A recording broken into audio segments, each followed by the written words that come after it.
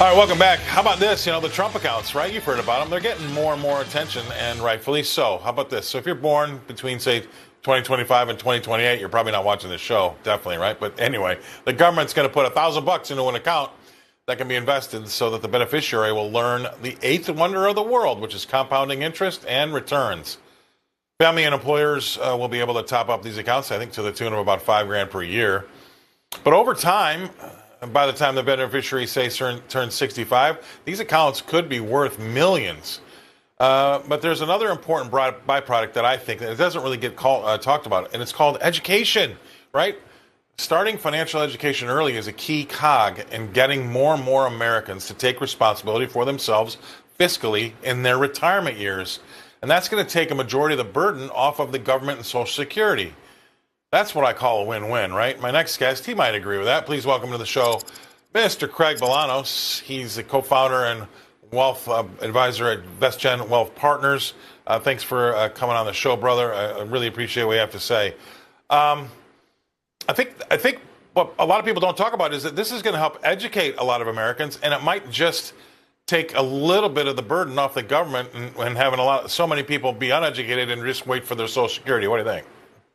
Yeah, listen, I think a little privatization here is good. I mean, who doesn't want to invest in a slice of America? And let's set the record straight again. If you can tell by the inflection in my voice, Scott, I'm excited. Trump accounts are great. Someone took the idea of marrying a traditional IRA along with a 529 plan, and it creates great leverage, great optionality. And for everybody out there, if you've got people that you love and they love you back and they're under the age of 18, you got to take a look at these accounts prior to them going live on the 4th of July. Yeah, I mean, it's pretty significant that it's going to be on the 4th of July. But I've been approached before because of this, my getup here, right? The cow guy. It's pretty unassuming. People aren't intimidated by it. That's the reason why I wore it in the first place, because more and more people listen to what I have to say instead of another blue suit, white shirt, red tie guy in front of their television screens. But part of that is I've always been approached about trying to write a book for children about, how do they handle money? And I'm still thinking about doing that. I might actually do it this year. I was on a call earlier before this show with somebody that might want to help me do it. So I love this idea because of the education that's involved. And if you teach young kids early on the fiscal disciplines that you talk about on this show a lot, I definitely think that that's something that could help take the burden off the government, because more and more often, or all too often, I would say this, and maybe you would disagree. I don't know. I'd like to hear what you have to say. But so many people rely on just that Social Security payout that they need to be doing a lot more and a lot sooner. What say you? Well, yeah, listen, everybody needs to take personal responsibility. The government's here for our safety, and some of those systems, I call them infrastructure, defense, et cetera, but it's never meant to be a replacement. There always is going to be a social safety net, but to the extent that we can have men and women of this country do what they've always done, which is take care of themselves and take care of the ones that they love, I think the Trump accounts are a step in that right direction. So let's be very specific. If you've got kids that are born between 2025 through 2028, you have to open an account because there's a guaranteed $1,000 of seed money. If your kids are already here, grandkids are already here, consider getting an account funded, because if you can drop $5,000 per year, allow that $5,000 to compound on a tax-deferred basis into great companies of America. And if this money ends up not being used for higher education, this money then just converts to IRA rules. Scott, you could literally create 7-figure account balances just by helping people start to fund and let the miracle of the eighth wonder of the world, compounding, get started early. So yes, all of this can make people much more self-reliant as opposed to government reliant, and that's a move in the right direction.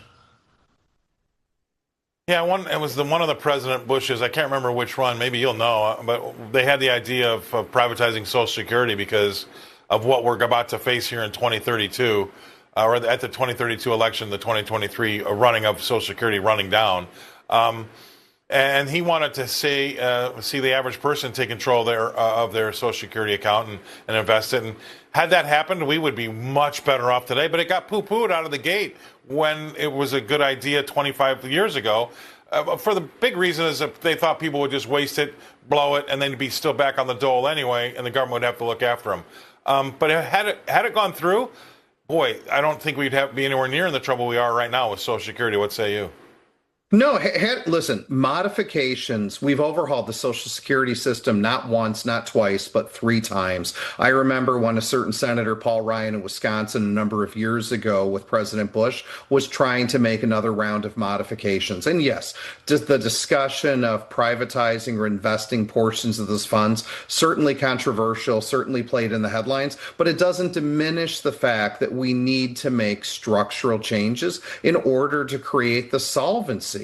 And I welcome those discussions because it's going to be the entire election of 2032 is what's going to happen to Social Security and Medicare. And the sooner we can go ahead and create systems and vehicles like Trump accounts in the periphery, it doesn't solve the underlying Social Security issue, but it helps make changes that much more palatable. And I think that's what we owe it to everybody is create a series of off-ramps by using on-ramps to other good solutions that can complement the repertoire of vehicles that people have to secure themselves and their loved ones. That's exactly what Trump accounts are doing.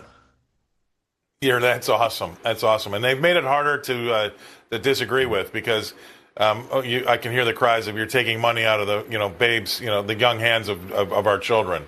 And they're not going to want to do that. So great stuff as usual, Craig. Always love what you have to say. Craig Bolanos, he's the co-founder and wealth partner at VestGen Wealth Partners in Chicago.